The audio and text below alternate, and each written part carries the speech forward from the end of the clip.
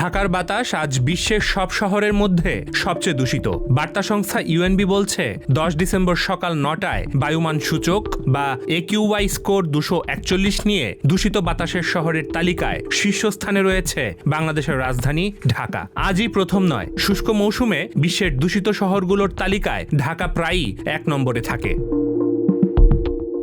বিভিন্ন হাসপাতাল সূত্র বলছে বায়ু দূষণের সাথে তাল মিলিয়ে বাড়ছে অ্যাজমা ও অন্যান্য শ্বাসকষ্টজনিত রোগীর সংখ্যা। এমন দূষণ থেকে নিজেকে কিভাবে রক্ষা করা যায়, চলুন সেই উপায়গুলো জেনে নেওয়া যাক আজ। মাস্ক পরে ঘরের বাইরে বের হবার চেষ্টা করুন। বাজারে বর্তমানে নানা ধরনের ও নানা মানের মাস্ক পাওয়া যায়, যেগুলো বিভিন্ন বায়ু দূষণকারী পদার্থের 99 ভাগ থেকে 100 ভাগ পর্যন্ত ফিল্টার করতে পারে। তাই একটি ভালো মানের মাস্ক পরিধানের চেষ্টা করুন।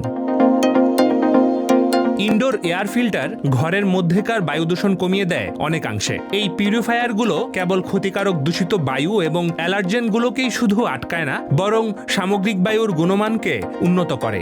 HEPA ফিল্টারযুক্ত এয়ার পিউরিফায়ারগুলো সবচেয়ে কার্যকর বলে পরিচিত। বিছানার চাদর এবং বালিশের সাথে লেগে থাকা অদৃশ্য ধুলা ও ব্যাকটেরিয়া থেকে অ্যালার্জির সমস্যা দেখা দিতে পারে। তাই প্রতি সপ্তাহে একবার অন্তত বিছানার সরঞ্জাম ধুয়ে ফেলার চেষ্টা করুন। এছাড়া বাহির থেকে এসেই পরিধেয় কাপড় ধুয়ে ফেলুন। বাসাবাড়ি সবসময় পরিষ্কার পরিচ্ছন্ন, ধুলামুক্ত রাখতে হবে, তাহলে ধুলাবালি থেকে অনেকাংশেই মুক্তি মিলবে।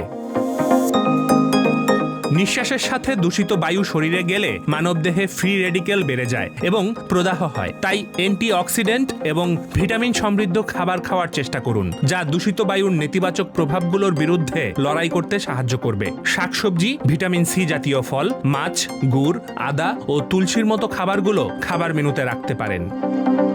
পাশাপাশি চেষ্টা করুন বেশি করে পানি ও পানি জাতীয় খাবার খেতে। বেশি বেশি পানি পান দেহের বিষাক্ত পদার্থকে বের হতে সাহায্য করবে। ডেস্ক রিপোর্ট, দি ফিনান্সিয়াল এক্সপ্রেস।